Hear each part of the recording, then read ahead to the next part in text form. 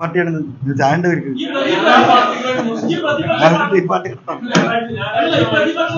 അല്ല, ഞാനിങ്ങനെ ചിരിച്ചൊക്കെ ഇരിക്കുന്നുണ്ടല്ലോ, നിങ്ങൾക്ക് തോന്നുന്നില്ല ഞാൻ ഭയങ്കര ഫ്രീ ആട്ടോ. സത്യത്തിൽ CMR സ്റ്റേറ്റ്മെന്റ് നടത്തുന്നവരെ എനിക്ക് ഭയങ്കര പ്രയാസമായിരുന്നു. കാരണം എൻ്റെ ക്യാപ്റ്റൻ അദ്ദേഹമാണല്ലോ, അദ്ദേഹം ആൾറെഡി ഹാൻഡിക്യാപ്ഡ് ആണ്, ക്യാപ്റ്റനുമാണ്. അദ്ദേഹത്തെ പ്രൊട്ടക്ട് ചെയ്തിട്ടായിരുന്നു ഞാൻ നിങ്ങളോട് ഈ മുഴുവൻ സമരം ചെയ്തിരുന്നത്. എൻ്റെ കൈ രണ്ടും ബന്ധിതമായിരുന്നു. കാരണം ഈ സാധുവിനൊന്നും പറ്റരുത്, എന്നാൽ ശശി തെളിക്കണം, പോലീസിലെ ഈ സംവിധാനം മാറണം, പാവപ്പെട്ട സഖാക്കൾക്ക് പൊതുസമൂഹത്തിനും നാട്ടിൽ നടക്കാനുള്ള അവസ്ഥ ഉണ്ടാവണം, എന്നാൽ ഈ സാധുവിനൊന്നും പറ്റരുത്. ഞാൻ അദ്ദേഹത്തെ വാരിപ്പുണർന്ന് രക്ഷിച്ചാൽ പോയിരുന്നത്. ഞാനും വിചാരിച്ചു അത് തന്നെയാണ്. പക്ഷേ അതങ്ങോട്ട് വിട്ടപ്പോണ്ടല്ലോ, ഇങ്ങനെ പറക്കുകയാണ് ഞാൻ ഭൂമി കൂടെ. എനിക്ക് വെല്ലുവിളിക്കുന്നു ഒരു സിറ്റിംഗ് ജഡ്ജിയെ കൊണ്ട് ഈ പറയുന്ന കരിപ്പൂർ എയർപോർട്ടിൽ ഞാൻ ഉന്നയിച്ച ആരോപണങ്ങൾ, ഈ 188 കേസുകൾ ഹൈക്കോടതി ജഡ്ജിയുടെ സാന്നിധ്യത്തിൽ സത്യസന്ധരായ പോലീസ് ഉദ്യോഗസ്ഥരെ വെച്ച് അന്വേഷിക്കാൻ ബഹുമാനപ്പെട്ട മുഖ്യമന്ത്രി തയ്യാറുണ്ടോ?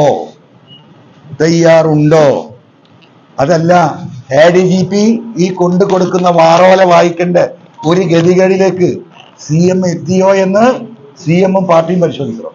രണ്ടാമത്തെ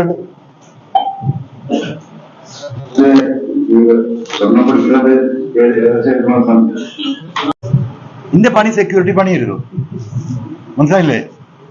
ഇത്ര കാലം ഞാൻ അകത്ത് കയറിയിട്ടില്ലല്ലോ. ഞാൻ അവിടെ സെക്യൂരിറ്റിക്കാരന് ജോലി ചെയ്തിട്ട് ഈ പാർട്ടിക്കാർക്ക് വേണ്ടി പ്രവർത്തിക്കല്ലേ. ഇനി സെക്യൂരിറ്റി തന്നെ പിരിച്ചുവിട്ടാൽ ഞാൻ റോട്ടിൽ ഇറങ്ങിയേക്കും, മനസ്സിലായില്ലേ?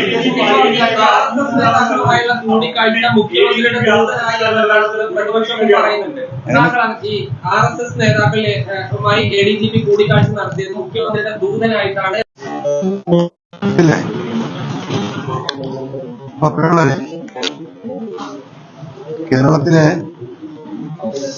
പൊതുസമൂഹത്തിന്റെ മുന്നിൽ ഇങ്ങനെ രണ്ടാമത് പാർട്ടിയുടെ അഭ്യർത്ഥന മാനിച്ച് പൊതുപ്രസ്താവനകൾ ഞാൻ താൽക്കാലികമായി അവസാനിപ്പിച്ചതായിരുന്നു.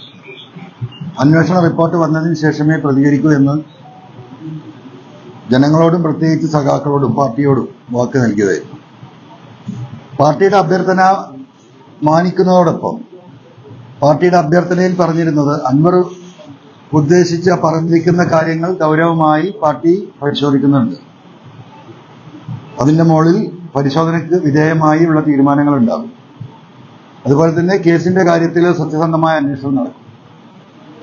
ആ സ്റ്റേറ്റ്മെന്റ് വിശ്വസിച്ചുകൊണ്ടാണ് ഞാൻ ആ കാര്യത്തിൽ പാർട്ടിയുടെ നിർദ്ദേശം മാനിച്ചത്. പക്ഷേ കേസ് അന്വേഷണം കൃത്യമായല്ല നടക്കുന്നത് എന്ന് എനിക്ക് ബോധ്യപ്പെടുകയാണ്. അന്വേഷണ രീതിയെ ഒന്ന്, മരവുമായി ബന്ധപ്പെട്ട് നൽകിയ പരാതിയിൽ പോലീസ് അന്വേഷിക്കുന്ന രീതി വളരെ പരിതാപകരമാണ്.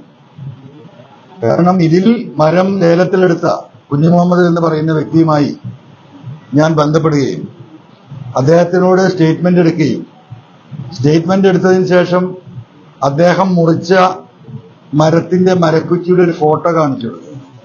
ആ ഫോട്ടോ കാണിച്ചപ്പോൾ പുള്ളി പറഞ്ഞു, എനിക്ക് ഫോട്ടോയിൽ നിന്ന് മരത്തിന്റെ കുറ്റി മനസ്സിലാക്കാൻ സാധിക്കില്ല. 1 കിലോമീറ്റർ SP ഓഫീസിൽ നിന്ന് 1 കിലോമീറ്റർ അപ്പുറത്താണ് ഈ ക്യാമ്പ് ഓഫീസുള്ളത്. എന്നെ നേരിൽ കൊണ്ടുപോയാൽ ഞാൻ മുറിച്ച മരത്തിന്റെ കുറ്റി ഞാൻ കാണിച്ചു തരാമെന്ന് പറഞ്ഞു. അതിന് പോലീസ് ഇന്നേ വരെ തയ്യാറായിട്ടില്ല. തൊട്ടടുത്ത അയൽവാസി വീടുകളിൽ പോയി ഇത് മുമ്പുള്ള SP മുറിച്ചതാണ് എന്ന് പറയണമെന്ന് പറഞ്ഞതായിട്ട് നിങ്ങളുടെ കൂട്ടത്തിൽ തന്നെ അവരുടെ ഇന്റർവ്യൂ നിങ്ങളാരെ പുറത്തു വിട്ടതായിരുന്നു. അതൊരു ഭാഗം. രണ്ടാമത് ബഹുമാനപ്പെട്ട IG-യോട് എന്റെ സ്റ്റേറ്റ്മെന്റ് എടുക്കുമ്പോൾ ഞാൻ പറഞ്ഞിരുന്നത് 188ഓളം കേസുകൾ ഗോൾഡ് സ്മഗ്ലിംഗ് കേസുകളാണ് കരിപ്പൂർ പോലീസ് രജിസ്റ്റർ ചെയ്തിട്ടുള്ളത്. മുഖ്യമന്ത്രിയുടെ പ്രസ്താവനയിലും നിങ്ങളത് കേട്ടിരിക്കും. ഞാൻ IG-യോട് പറഞ്ഞത് ഈ 188 കേസിൽ ഒരു 20 ആളുകളെങ്കിലും KDS-നെ നിങ്ങൾ പോയി കണ്ട് അവരോട് അന്വേഷിക്കുക, ഇതിന്റെ സത്യാവസ്ഥ പുറത്തു വരും. എയർപോർട്ടിന് പുറത്ത് വെച്ച് എവിടുന്നാണ് ഗോൾഡ് പിടിച്ചതിന് ശേഷം എന്താണ് സംഭവിച്ചത്, പിന്നീട് ആ വാഹനത്തിൽ കയറ്റി എങ്ങോട്ടാണ് കൊണ്ടുപോയത്, എവിടെ വെച്ചാണ് അവരെ ചോദ്യം ചെയ്തത്, എവിടെ വെച്ചാണ് ഇത് തൂക്കിയത്, ആരാണ് ഇതിന് സാക്ഷി നിന്നത്, ഏത് തട്ടാന്റെ അടുത്താണ് ഇത് ഉരുക്കിയെടുത്തത്, എപ്പോഴാണ് കോടതിയിൽ ഹാജരാക്കിയത്, ഈ കാര്യങ്ങൾ പോലീസ് അന്വേഷിച്ചാൽ കൃത്യമായും വിവരം കിട്ടുന്നതാണ്. ഈ നിമിഷം വരെ അങ്ങനെ ആരുമെങ്കിലുമായിട്ട് ബന്ധപ്പെട്ടിട്ട് ഒരു അന്വേഷണം നടത്തിയതായിട്ട് എനിക്കറിയില്ല. അവസാനം ഇതെല്ലാം കണ്ടുകൊണ്ടിരിക്കുകയാണ്. മിനിഞ്ഞാന്ന് എടവണ്ണ പോലീസ് റിദാൻ വധക്കേസ്, ഞാൻ മുഖ്യമന്ത്രിക്ക് നൽകിയ പരാതിയിൽ ഏറ്റവും പ്രബലമായ പരാതി റിദാൻ വധക്കേസ്. ആ റിദാൻ വധക്കേസ് ഈ പറയുന്ന അന്വേഷണ സംഘത്തിന്റെ SIT അന്വേഷണ പരിധിയിലാണ്. അതിന്റെ സ്വകാര്യമായിട്ടുള്ള അന്വേഷണങ്ങൾ അവർ നടത്തിക്കൊണ്ടിരിക്കുന്നു എന്നാണ് മനസ്സിലാക്കുന്നത്. അതിനെ മറികടക്കാൻ എടവണ്ണ പോലീസ് ചാർജ് ഷീറ്റ് കൊടുത്ത് മഞ്ചേരി ജില്ലാ കോടതിയിൽ വിചാരണ ആരംഭിക്കാൻ നിൽക്കുന്ന ഡേറ്റ് ഫിക്സ് ചെയ്ത റിദാൻ വധക്കേസ് 3 ദിവസം മുമ്പ് എടവണ്ണ പോലീസ് ഒരു പെറ്റീഷൻ കോടതി കൊടുക്കുകയാണ്. എന്താണ് പെറ്റീഷൻ? റിദാൻ വധക്കേസിലെ ഏറ്റവും നിർണായകമായ തെളിവുകൾ ഉണ്ടായിരുന്നത് റിദാന്റെ ഫോണിലാണ് എന്ന് ഞാൻ പറഞ്ഞിരുന്നു. ആ ഫോൺ തട്ടിയെടുക്കാൻ വന്നവരാണ് റിദാനെ കൊന്നത് എന്നാണ് പൊതുവായിട്ടുള്ള സംശയം എന്ന് ഞാൻ പരാതിയിൽ സൂചിപ്പിച്ചിരുന്നു. ആ